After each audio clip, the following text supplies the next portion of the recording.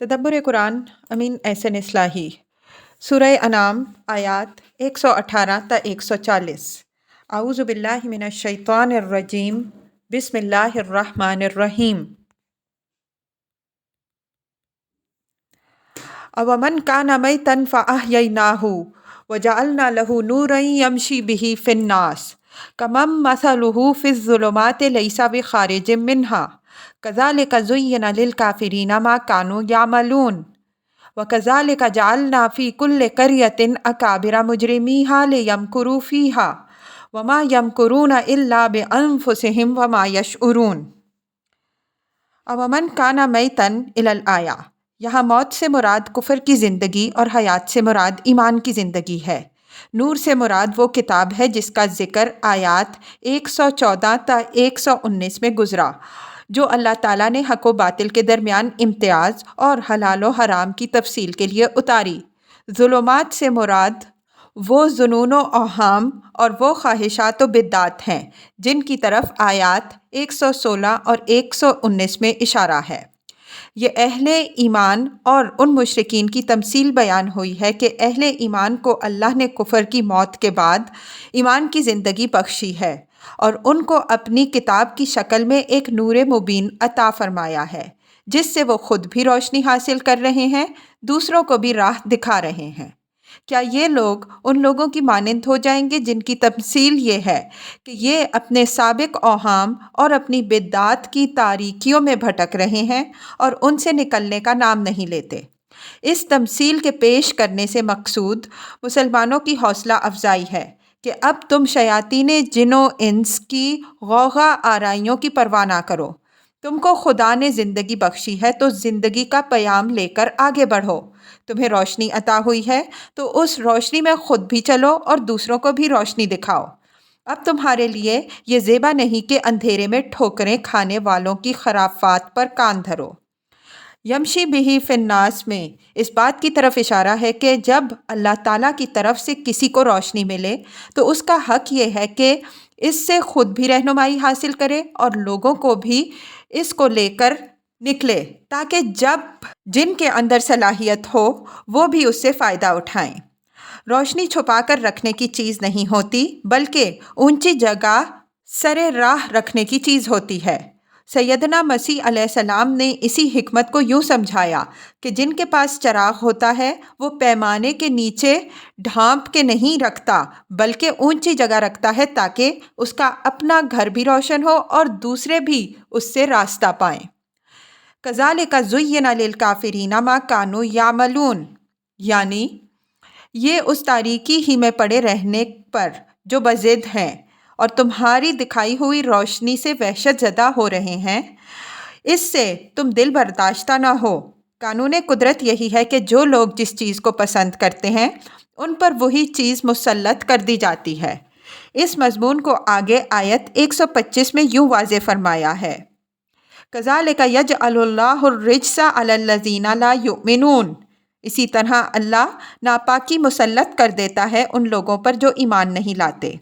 इस कानून इलाही पर सूरह वाक़या की तफसीर में हम ख़त्म कुलूब की बहस में तफसील से गुफ्तगू कर चुके हैं। व कज़ालिका जअलना फ़ी कुल्लि क़र्यतिन अकाबिरा मुजरिमीहा लियमकुरू फ़ीहा। जअलना यहाँ अमहलना के मफ़हूम में है और कज़ालिका का इशारा उस सूरत हाल की तरफ है जिसका ज़िक्र ऊपर आयत 121 में फरमाया है। ये उसी सुन्नतुल्लाह का बयान किसी कदर मुख्तलिफ अंदाज में हुआ है जो ऊपर 112 में बयान हो चुकी है। मतलब यह है कि शयातीन जिन्नो इंस उस दावत की मुखालिफत में जो एड़ी चोटी का जोर सर्फ कर रहे हैं, ये कोई नादर वाक़या नहीं है। किसी बस्ती में जब दावत हक़ बुलंद होती है तो वहाँ जो बातिल के अलम बरदार होते हैं और जिनका इस बातिल से मफाद वाबस्ता होता है, इसी तरह अपनी चालों के साथ उसको दबाने के लिए उठ खड़े होते हैं और अल्लाह ताला अपनी सुन्नत के मुताबिक उनको भी एक ख़ास वक्त तक ढील देता है ताकि जो कमाई वो करना चाहते हैं कर लें। वमा यमकुरूना इल्ला बिअन्फुसिहिम वमा यशउरून, यहाँ मुजारे से पहले फ़ेल नाक़िस महज़ूफ़ है, यानी वो तो चालें हक़ के ख़िलाफ़ चलते थे لیکن یہ چالیں انہیں کے خلاف پڑھیں۔ حق کی مخالفت کرنے والے حق کو نہیں بلکہ خود اپنے آپ کو تباہ کرتے ہیں، لیکن چونکہ ان کے سامنے ان کا انجام نہیں ہوتا، اسی وجہ سے ان کو اس کا احساس نہیں ہوتا۔ یہی حال قریش کے اکابر مجرمین کا بھی ہے۔ یہ بھی انہی کے نقشہ قدم پر چل رہے ہیں اور بالآخر انہی کے انجام کو پہنچیں گے، لیکن ان کو اس کا احساس نہیں ہو رہا ہے۔ وَإِذَا جَاءَتْهُمْ آيَةٌ قَالُوا لَن نُؤْمِنَ حَتَّى نُؤْتِيَ مِثْلَ مَا أُوتِيَ رُسُلُ اللَّهِ اللَّهُ أَعْلَمُ حَيْثُ يَجْعَلُ رِسَالَتَهُ سَيُصِيبُ الَّذِينَ أَجْرَمُوا صَغَارٌ عِندَ اللَّهِ وَعَذَابٌ شَدِيدٌ بِمَا كَانُوا يَمْكُرُونَ۔ یہ اس چال کی ایک مثال ہے جس کا ذکر اوپر ہوا۔ مطلب یہ ہوا کہ جب ان کے پاس اللہ کی کوئی آیت عام اس سے کہ وہ کوئی نشانی ہو یا کوئی ہدایت و تنبیہ آتی تو وہ یہ کہتے کہ ہم تو اس وقت تک ماننے کے لیے تیار نہیں ہیں جب تک ہمیں بھی وہ رسالت نہ ملے جس کے مدعی یہ رسول لوگ ہیں۔ آخر ان کو کیا سرخاب کے پر لگے ہوئے ہیں کہ انہیں خدا نے اپنا رسول بنایا اور ہمیں نظر انداز کر دیا، درحالانکہ پشتہا پشت سے قیادت و سعادت اور دولت و امارت ہمارا حصہ ہے۔ ٹھیک یہی بات ہے جیسا کہ قرآن میں تفصیل سے بیان ہوئی۔ قریش کے اکابر کہتے تھے، ان کو بھی وہی گھمنڈ تھا جو ان کے پیش رو مستکبرین اور مکذبین انبیاء کو تھا، کہ اگر خدا کسی کو رسالت ہی دینے والا تھا تو کیا اس تاج کے لیے اس کو انہی محمد صلی اللہ علیہ وسلم کا سر موضوع نظر آیا؟ آخر مکہ اور طائف کے کسی سردار پر اس کی نظر کیوں نہ پڑی؟ ظاہر ہے کہ یہ بات جو وہ کہتے تھے تو محض چال بازی کے طور پر کہتے تھے۔ اس سے مقصود ان کا محض اپنی انانیت اور خود فریبی کے لیے ایک پردہ فراہم کرنا اور اپنے عوام کو بے وقوف بنانا ہوتا تھا۔ سادہ لوگ عوام دنیاوی اسباب و وسائل کو بڑی چیز سمجھتے تھے۔ وہ جن کو دنیا میں بڑا دیکھتے تھے سمجھتے تھے کہ خدا کے نزدیک بھی یہی بڑے ہوں گے۔ اس ذہن کے لوگ آسانی سے اس قسم کے چکموں میں آ جاتے تھے۔ اسی وجہ سے قرآن نے اس بات کو مکر سے تعبیر کیا ہے، یعنی یہ ایک سیاسی اشغولہ تھا۔ اللہ عالم حیث یجعل رسالتہ، یہ ان متکبرین کو جواب ہے، اور گو لفظاً سخت نہیں ہے مگر معناً بہت سخت ہے۔ مطلب یہ ہے کہ یہ منصب رسالت ایسی چیز نہیں ہے جس کا اہل ہر کس و ناکس بن جائے، بلکہ یہ اللہ ہی خوب جانتا ہے کہ یہ تاج وہ کس کے سر پر رکھے۔ یہ مخمل اور زربفت کی جھول نہیں ہے جو بسا اوقات گدھوں پر بھی نظر آ جاتی ہے، بلکہ یہ خلعت الہی اور تشریف آسمانی ہے جو انہیں کو نصیب ہوتی ہے جن کا انتخاب اللہ تعالیٰ فرمائے۔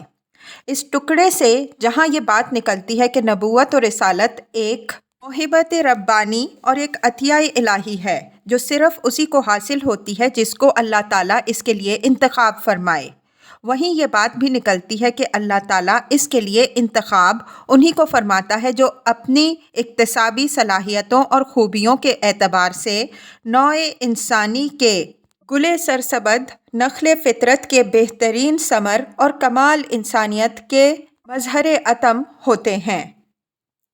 سَيُصِيبُ الَّذِينَ أَجْرَمُوا صَغَارٌ عِندَ اللَّهِ وَعَذَابٌ شَدِيدٌ بِمَا كَانُوا يَمْكُرُونَ۔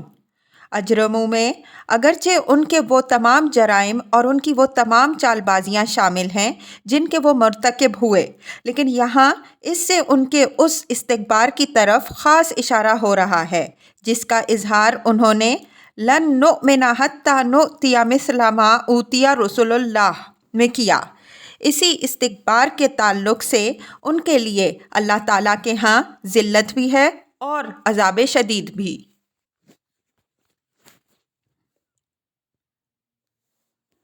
فَمَن يُرِدِ اللَّهُ أَن يَهْدِيَهُ يَشْرَحْ صَدْرَهُ لِلْإِسْلَامِ وَمَن يُرِدْ أَن يُضِلَّهُ يَجْعَلْ صَدْرَهُ ضَيِّقًا حَرَجًا كَأَنَّمَا يَصَّعَّدُ فِي السَّمَاءِ كَذَلِكَ يَجْعَلُ اللَّهُ الرِّجْسَ عَلَى الَّذِينَ لَا يُؤْمِنُونَ وَهَذَا صِرَاطُ رَبِّكَ مُسْتَقِيمًا قَدْ فَصَّلْنَا الْآيَاتِ لِقَوْمٍ يَذَّكَّرُونَ लहुम दारुस्सलाम इंद रब्बिहिम वहुवा वलियुहुम बिमा कानू यामलून। फमन युरिदिल्लाहु इलल आया। हरज उन झाड़ियों से भरी हुई तंग जगह को कहते हैं। यहाँ ये दय्यकुन के बाद उसकी ताकीद मज़ीद के तौर पर आया है। तस्साअदो बतकल्लुफ़ और बामुशक्क़त किसी बुलंदी पर चढ़ने के लिए मारूफ़ है। लफ्ज़ समा जिस तरह आसमान और बादलों के लिए आता है, उसी तरह फ़िज़ा और उसकी बुलंदी के लिए भी आता है। मसलन कलिमतिन तय्यबतिन कशजरतिन तय्यबा अस्लुहा साबितुन व फ़रउहा फ़िस्समा। इब्राहीम 24। कलिमा तय्यबा की मिसाल एक बार आवर दरख्त की है जिसकी जड़ ज़मीन में गहरी उतरी हुई हो और उसकी शाखें फ़ज़ा में फैली हुई हों। अब ये असल इल्लत बयान हो रही है उनके ईमान ना लाने की। वो ये है कि ये अल्लाह की तौफ़ीक को हिदायत से महरूम हो गए हैं। मतलब यह है कि ये सारी सुखन साजियाँ और तमाम चालबाजियाँ तो महज ज़ाहिर का पर्दा हैं। असल चीज़ जो उनके लिए कबूल इस्लाम में माने है, कुफ्र व शिर्क की वो निजासत है जिसके रद्दे पर रद्दे उनके दिलों पर जम गए हैं, जिसके सबब से उनको इस्लाम का रास्ता एक कठिन चढ़ाई मालूम होता है, जिसके तसव्वुर से उनका सीना भींचता और उनका दम उखड़ता है, गोया उनको एक बुलंदी और चढ़ाई चढ़नी पड़ रही है। जिनके दिलों पर ये नजासत जम जाती है, अल्लाह ताला उनके सीने इस्लाम के लिए तंग कर देता है, जैसा कि ऊपर कज़ालिका ज़ुय्यिना लिल काफ़िरीना मा कानू यामलून के अल्फाज से इशारा फरमाया। इस्लाम के लिए सीना खुलते उनके हैं जिनके सीने इस किस्म के झाड़ झंकार से साफ़ होते हैं। ये चीज़ चूँकि बिल्कुल सुन्नत इलाही के मुताबिक वाक़ई होती है, इस वजह से अल्लाह ताला ने इसको मंसूब अपनी तरफ फरमाया है। इसको इस रोशनी में समझना चाहिए जिस रोशनी में इसकी वजाहत हम इस किताब में एक से ज़्यादा मकामात में कर चुके हैं। हाज़ा सिरात रब्बिका मुस्तकीमा इलल आया। चूँकि इशारा के अंदर फ़ेल के माना पाए जाते हैं, इस वजह से मुस्तकीमा यहाँ सिरात से हाल पड़ा हुआ है। मतलब यह है कि ये इस्लाम है तो खुदा की खोली हुई सीधी राह, फितरत की सिरात मुस्तकीम, ना इसमें पेचो खम है, ना चढ़ाइयाँ और ना घटाइयाँ। लेकिन जिन्होंने अपने ऊपर इतनी गैर फितरी निजासतें लाद रखी हों, उनको ये राह दुश्वार गुजार मालूम हो रही है। क़द फ़स्सलनल आयाति लिक़ौमिन यज़्ज़क्करून, यानी उसके दीन, फितरत और मिल्लत इब्राहीमी अलैहिस्सलाम होने के सारे दलाइल तफसील से हमने बयान कर दिए हैं। लेकिन दलाइल कार आमद उनके लिए होते हैं जिनके अंदर याद दहानी हासिल करने और सोचने समझने का इरादा पाया जाता हो। लहुम दारुस्सलाम इंद रब्बिहिम वहुवा वलियुहुम बिमा कानू यामलून। ये सिला बयान हुआ है उन लोगों का जिनके सीने अल्लाह ताला इस्लाम के लिए खोलता है। फरमाया कि उनके लिए इस इस्लाम के सिले में दारुस्सलाम सुख और चैन का घर होगा और अल्लाह उनका साथी होगा, जबकि इस्लाम के मुआनिदीन के लिए ज़िल्लत और अज़ाब का घर होगा और उनके साथी वो शयातीन जिन्नो इंस होंगे जिनके इल्काए शैतानी को कबूल करके ये गुमराह हुए। ये टुकड़ा ऊपर वाले टुकड़े सयुसीबुल्लज़ीना अजरमू के बिल्कुल बिलमुकाबिल है।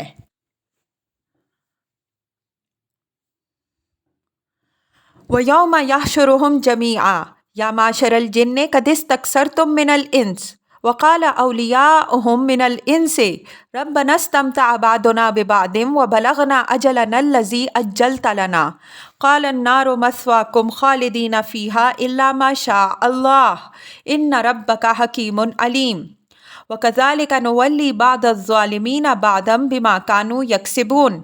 या माशरल जिन्नि वल इंस अलम यातिकुम रुसुलुम मिनकुम यकुस्सूना अलैकुम आयाती व युनज़िरूनकुम लिक़ाअ यौमिकुम हाज़ा क़ालू शहिदना अला अनफुसिना व गर्रतहुमुल हयातुद दुनिया व शहिदू अला अनफुसिहिम अन्नहुम कानू काफ़िरीन। ज़ालिका अल्लम यकुन रब्बुका मुहलिकल क़ुरा बिज़ुल्मिन व अहलुहा गाफ़िलून व लिकुल्लिन दरजातुम मिम्मा अमिलू व मा रब्बुका बिगाफ़िलिन अम्मा यामलून। व यौम यहशुरुहुम जमीआ, ہم سے مراد وہی اکابر مجرمین ہیں جن کا ذکر آیات 123 تا 124 میں گزرا، اور جمیعہ کی تاکید اس بات کو ظاہر کر رہی ہے کہ شیاطین انس کے ساتھ ساتھ وہ شیاطین جن بھی جمع کیے جائیں گے جن کے القاء و الہام کی انہوں نے پیروی کی، جیسا کہ اوپر آیت 112 سے ان کا ذکر چلا آ رہا ہے۔ ان سب کو قیامت کے دن اللہ تعالیٰ جمع کر کے شیاطین جن کو مخاطب کر کے فرمائے گا کہ یا معشر الجن قد استکثرتم من الانس، اے جنوں کے گروہ تم نے تو انسانوں میں سے بہتوں کو اپنا ہمنوا بنا لیا۔ ظاہر ہے کہ یہاں جنوں کے گروہ سے مراد جنوں کی پوری امت نہیں ہے، بلکہ ان کے اندر کا وہی گروہ مخاطب ہے جس نے اپنے مرشد و پیشوا ابلیس کی پیروی کی، جو خود بھی جیسا کہ قرآن سے ثابت ہے جنوں میں سے تھا، اور جس نے آدم علیہ السلام کو دھوکہ دیا اور سجدے کے حکم کی تعمیل سے انکار کرتے ہوئے بڑے فخر سے دعویٰ کیا تھا کہ ارأیتک ھذا الذی کرمت علی لئن اخرتنی الی یوم القیامۃ لأحتنکن ذریتہ الا قلیلا۔ بنی اسرائیل 62۔ بھلا یہ ہے وہ جس کو تو نے میرے اوپر فضیلت بخشی، اگر تو نے مجھے قیامت تک کے لیے مہلت دی تو میں اس کی ساری ذریت کو چٹ کر جاؤں گا، صرف تھوڑے ہی مجھ سے بچ کر رہیں گے۔ دوسرے مقام میں ہے لَأَقْعُدَنَّ لَهُمْ صِرَاطَكَ الْمُسْتَقِيمَ ثُمَّ لَآتِيَنَّهُمْ مِنْ بَيْنِ أَيْدِيهِمْ وَمِنْ خَلْفِهِمْ وَعَنْ أَيْمَانِهِمْ وَعَنْ شَمَائِلِهِمْ وَلَا تَجِدُ أَكْثَرَهُمْ شَاكِرِينَ۔ اعراف 16 تا 17۔ میں تیری سیدھی راہ پر ان کی گھات میں بیٹھوں گا، پھر میں ان کے آگے سے، ان کے پیچھے سے، ان کے دائیں سے، ان کے بائیں سے ان کی راہ مار دوں گا، اور تو ان میں سے اکثر کو اپنا شکر گزار نہ پائے گا۔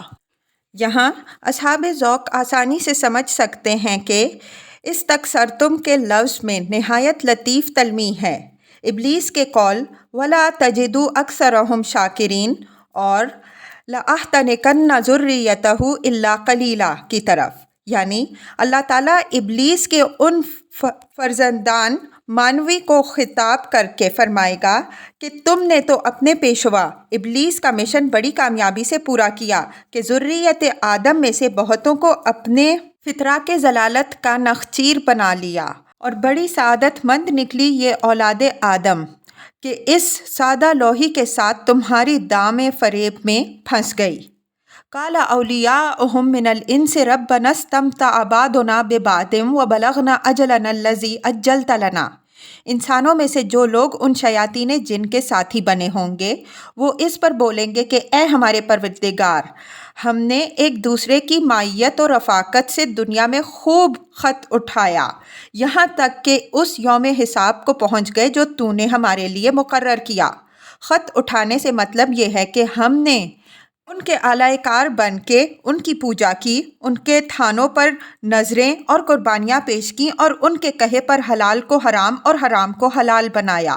اسی طرح ہمارے کاہنوں، ساحروں اور سیانوں نے ان کو اپنے مقاصد مذمومہ کے لیے طرح طرح سے استعمال کیا، یہاں تک کہ یہ دن آ گیا اور ہمیں اپنے اس عمل کے انجام پر غور کرنے کی توفیق نہ ملی۔ یہ واضح رہے کہ عرب جاہلیت میں جنوں کو عربوں کی مذہبی اور سماجی زندگی میں بڑا دخل ہو گیا تھا۔ کہانت اور ساحری کی ساری گرم بازاری تو ان کے دم قدم سے تھی۔ شاعری تک کے متعلق ان کا خیال تھا کہ یہ جنات الہام کرتے ہیں، اور ہر بڑے شاعر کے ساتھ کوئی نہ کوئی جن ضرور ہوتا ہے۔ اسی بنا پر وہ حضرت محمد صلی اللہ علیہ وسلم کے متعلق بھی کہتے تھے کہ ان کے ساتھ کوئی جن ہے۔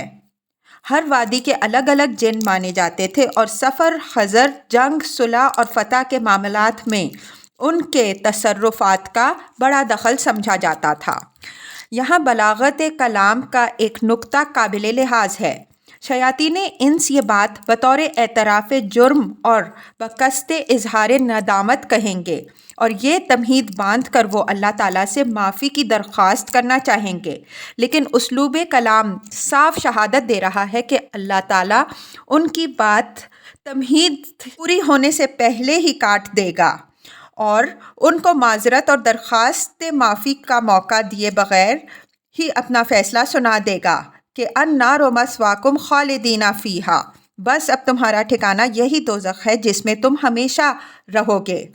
اب باتیں بنانے کی کوشش نہ کرو، عذر، معافی، توبہ اور اصلاح سب کے دروازے بند ہو چکے ہیں۔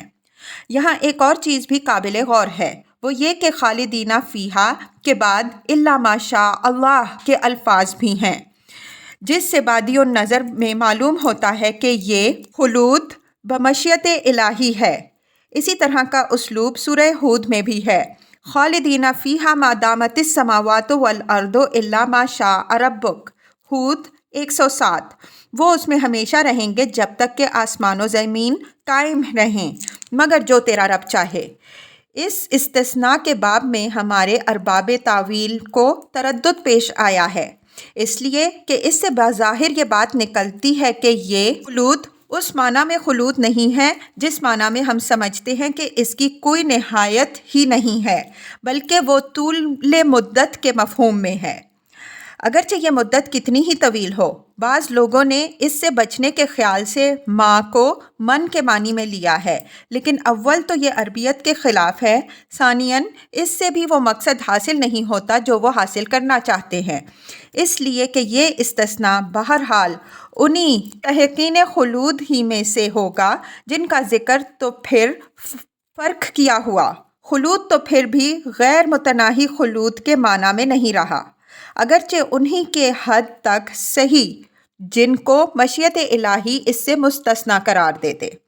میرے نزدیک ماشاء اللہ اور ماشاء ربک کی قید یہاں اس خلود کے متناہی ہونے کو ظاہر نہیں کرتی، بلکہ اس حقیقت کو ظاہر کرتی ہے کہ ان مجرمین کے لیے عذاب النار میں گرفتار ہو جانے کے بعد امید کے سارے دروازے بند ہو جائیں گے۔ کسی کی سعی، کسی کی سفارش، کسی کا زور، کسی کی فریاد کچھ کارگر نہ ہوگی۔ اختیار اور ارادے کی ساری حدیں ختم ہو جائیں گی، توبہ اور اصلاح اور حسرت و ندامت کی مہلتیں گزر جائیں گی۔ واحد چیز جو کار فرما ہوگی وہ خدا کی مشیت ہے، اور اپنی مشیت کے بھیدوں کو وہی جانتا ہے۔ وہ فعال لما یرید اور حکیم و علیم ہے۔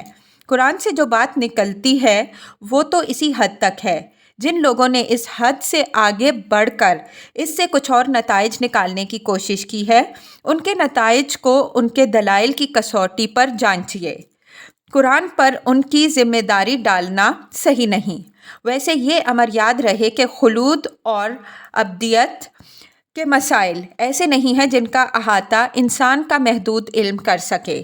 اگر انسان ان چیزوں کے چکر میں پڑے تو بات متشابہات کے حدود سے نکل جاتی ہے جن میں پڑنے سے ہم کو روکا گیا ہے۔ اس وجہ سے سلامتی کا راستہ یہی ہے کہ بات جتنی خدا نے بتا دی ہے اس کو مانیے اور اس کے آگے کے مراحل کو خدا کے علم کے حوالے کیجیے۔ وَكَذَلِكَ نُوَلِّي بَعْضَ الظَّالِمِينَ بَعْضًا إِلَى الْآيَةِ، یہ اشارہ ہے اس بات کی طرف جو اوپر یا معشر الجن قد استکثرتم من الانس کے ٹکڑے میں مذکور ہوئی، اور وَلَّا تَوَلِّيَ فُلَانًا عَلَى الْأَمْرِ کے معنی میں فلاں کو اس پر حاکم، والی اور قابض بنا دیا گیا اور اس پر مسلط کر دیا گیا۔ مطلب یہ ہے کہ یہ جو شیاطین جن نے بے شمار انسانوں پر اپنا تسلط جما لیا، تو اس کی وجہ یہ نہیں ہے کہ ان شیاطین کو انسانوں پر اختیار ملا ہوا تھا، بلکہ اس کا سبب خود ان کے اعمال ہوئے ہیں۔ انہوں نے خدا کی ہدایت کو چھوڑ کر اپنی خواہشات و بدعات کی پیروی کی، نتیجہ یہ ہوا کہ یہ شیطان کے پیرو بن گئے، اور اللہ تعالیٰ کا قاعدہ یہ ہے کہ جو لوگ شیاطین کے پیرو بن جاتے ہیں ان پر وہ شیاطین کو مسلط کر دیتا ہے۔ ظالمین سے مراد یہاں کفر و شرک کی راہ اختیار کرنے والے ہیں۔ یہ مضمون پوری تفصیل سے پیچھے بھی گزر چکا ہے اور آگے بھی مختلف شکلوں میں بیان ہوگا۔ یا معشر الجن والانس الم یاتکم رسل منکم یقصون علیکم آیاتی وینذرونکم لقاء یومکم ھذا، یہ سوال ان سے بطور قطع عذر کے ہوگا۔ مطلب یہ ہے کہ شامت زدوں، کیا تمہارے پاس تمہیں میں سے میری آیتیں سنانے اور اس دن کے آمد سے ہوشیار کرتے ہوئے رسول نہیں آئے تھے؟ پھر تم نے آخر اپنی یہ شامت کیوں بلائی؟ رسول نہ آئے ہوتے تو تم کوئی عذر پیش کر سکتے تھے، اب کیا عذر پیش کر سکتے ہو؟ تم نے تو سب کچھ سن اور سمجھ کے اپنی آنکھیں اور کان بند رکھے۔ رسولم منکم سے یہ بات صاف معلوم ہوتی ہے کہ جس طرح اللہ تعالیٰ نے انسانوں کے اندر انسانوں ہی میں سے رسول بھیجے، اسی طرح جنوں کے اندر بھی جنوں میں سے ہی رسول بھیجے۔ انبیاء اور رسول کے باب میں اللہ تعالیٰ کی جو سنت ہے اور جو تفصیل سے قرآن میں بیان ہوئی ہے، اس کا لازمی اقتضا بھی یہی ہے کہ جنوں کے اندر انہی کے اندر سے رسول آئیں جو ان کی بولی بولے، ان کی ضروریات و حالات کے مطابق ان پر اللہ کی حجت تمام کریں۔ اتمام حجت انبیاء اور رسول کی بعثت کا اصل مقصد ہوتا ہے، جو بغیر اس کے ممکن نہیں ہے کہ ہر گروہ کے اندر ان کی فطرت کے مطابق رسول آئیں۔ انسان اور جن دو مختلف نوعیں ہیں، دونوں کے مسائل اگر کل نہیں تو بیشتر الگ الگ ہیں۔ اشتراک ہو سکتا ہے تو عقائد اور اخلاق کے بعض اصولوں میں ہو سکتا ہے۔ شریعت، قانون، معاشرت کے مسائل تو لازماً الگ الگ ہوں گے۔ پھر رسول جو اسوہ اور نمونہ بنا کر بھیجا جاتا ہے، اگر ان کے اندر سے نہ ہو تو وہ ان کے لیے اسوہ اور نمونہ کیسے بن سکتا ہے؟ جب ہم انسانوں کے لیے جنات میں سے کوئی رسول اسوہ نہیں بن سکتا تو انسانوں میں سے کوئی رسول جنوں کے لیے کیسے اسوہ بن سکتا ہے؟ ہر قوم کا رسول ان کے اندر سے ہونے کا خاص پہلو اتمام حجت کے نقطۂ نظر سے یہی ہے کہ اس طرح اللہ تعالیٰ گویا اس قوم پر خود اس کی زبان، خود اس کے ضمیر، خود اس کے ایک بھائی اور خود اسی کے ایک فرد کامل کے ذریعے سے اس پر حجت قائم کر دیتا ہے۔ اگر ایسا نہ ہوتا تو جنات قیامت کے روز اس سوال کے جواب میں یہ عذر کر سکتے تھے کہ اے رب، ہم جنات کے لیے کسی غیر جن کا قول و عمل کس طرح حجت ہو سکتا ہے؟ البتہ یہ بات ضرور ہے کہ جس طرح جنوں کے اشرار و شیاطین اور انسانوں کے اشرار و شیاطین میں حق کی مخالفت کے لیے سنگھٹن ہو جایا کرتا ہے، جیسا کہ اوپر کی آیات میں بیان ہوا، اسی طرح بعض مثالیں ایسی بھی ملتی ہیں کہ جنوں کے اندر جو ابرار و صالحین ہیں ان کی طرف سے اس حق کی بھی تائید ہوتی ہے جو انسانوں کے لیے انبیاء و صالحین کے ذریعے سے ظاہر ہوا ہے، اس لیے کہ حق اصولی حیثیت سے نہ صرف انسانوں اور جنوں کے درمیان ایک متاع مشترک کی حیثیت رکھتا ہے بلکہ تمام کائنات کی متاع مشترک ہے۔ اس مسئلے پر انشاءاللہ تفصیل کے ساتھ ہم سورہ جن میں بحث کریں گے، یہاں اس اشارے پر کفایت کیجیے۔ یقصون علیکم آیاتی میں ممکن ہے کہ کسی کو یقصو کا لفظ آیات سنانے کے لیے کھٹکے، اس لیے کہ اس لفظ کا معروف استعمال سرگزشتیں سنانے کے لیے آتا ہے۔ ہمارے نزدیک یہاں یہ لفظ اس وجہ سے استعمال ہوا ہے کہ آیات سے مراد آیات انذار ہیں، جن کا غالب حصہ مکذبین و منکرین کے انجام اور ان کی سرگزشتوں کے بیان پر مشتمل ہوتا ہے۔ یہاں موقع و محل اسی کا ہے۔ اللہ تعالیٰ ان سے جو سوال فرمائے گا اس کا مطلب یہی ہوگا کہ کیا تمہیں میرے رسولوں نے جھٹلانے والوں کے انجام اور اس دن کی آمد سے خبردار نہیں کیا تھا کہ تم نے اپنے آپ کو اس ابدی ہلاکت میں ڈالا؟ قالوا شہدنا علی انفسہم وغرتہم الحیات الدنیا وشہدوا علی انفسہم انہم کانوا کافرین۔ بعینیہ یہی بات سورہ ملک میں یوں بیان ہوئی ہے، کلما القی فیہا فوج سألہم خزنتہا الم یأتکم نذیر قالوا بلی قد جاءنا نذیر فکذبنا وقلنا ما نزل اللہ من شیء ان انتم الا فی ضلال کبیر وقالوا لو كنا نسمع او نعقل ما كنا في اصحاب السعیر فاعترفوا بذنبهم فسحقا لاصحاب السعیر۔ ملک 9-11۔ جب جب اس میں جھونکی جائے گی کوئی پارٹی، دوزخ کے داروغے اس سے سوال کریں گے، کیا تمہارے پاس کوئی آگاہ کرنے والا نہیں آیا تھا؟ وہ کہیں گے کہ ہاں، بے شک ہمارے پاس آگاہ کر دینے والا آیا تھا، لیکن ہم نے اس کو جھٹلا دیا اور کہا کہ خدا نے کوئی چیز نہیں اتاری۔ تم لوگ تو ایک بڑی گمراہی میں مبتلا ہو۔ اور وہ کہیں گے اگر ہم سننے اور سمجھنے والے لوگ ہوتے تو دوزخ میں پڑنے والے نہ بنتے۔ پس وہ اپنے جرم کا اعتراف کریں گے، پس دفع ہوں یہ دوزخ والے۔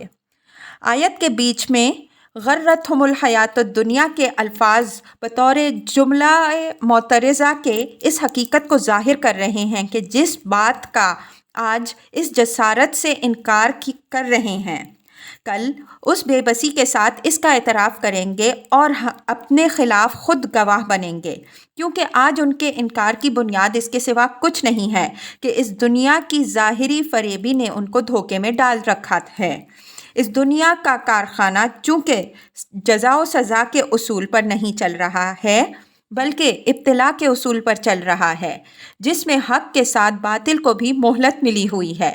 اس وجہ سے یہ سمجھ بیٹھے ہیں کہ جزا و سزا ہے ہی نہیں، اور نبی جو کچھ کہتے ہیں یہ محض ہوائی باتیں ہیں۔ ذَلِكَ أَن لَّمْ يَكُن رَّبُّكَ مُهْلِكَ الْقُرَىٰ بِظُلْمٍ وَأَهْلُهَا غَافِلُونَ۔ یہ وجہ بیان فرمائی ہے اس بات کی کہ کیوں یہ اہتمام کیا گیا کہ ہر قوم کے اندر، خواہ انسان ہو یا جن، انہی کے اندر سے رسول آئیں۔ فرمایا کہ ایسا اس لیے ہوا کہ تیرے رب کی رحمت سے یہ بات بعید تھی کہ وہ کسی قوم کو اس کے کفر و شرک پر، اس کے نتائج و عواقب سے آگاہ کیے بغیر ان پر عذاب بھیج دے۔ وہ کسی کو سزا دیتا ہے تو اس سے پہلے ان کو اچھی طرح آگاہ کر دیتا ہے تاکہ وہ توبہ و اصلاح کرنا چاہیں تو توبہ و اصلاح کر لیں، اور اگر نہ کرنا چاہیں تو اپنی ذمہ داری پر اس کے نتائج بھگتیں۔ وَلِكُلٍّ دَرَجَاتٌ مِّمَّا عَمِلُوا وَمَا رَبُّكَ بِغَافِلٍ عَمَّا يَعْمَلُونَ۔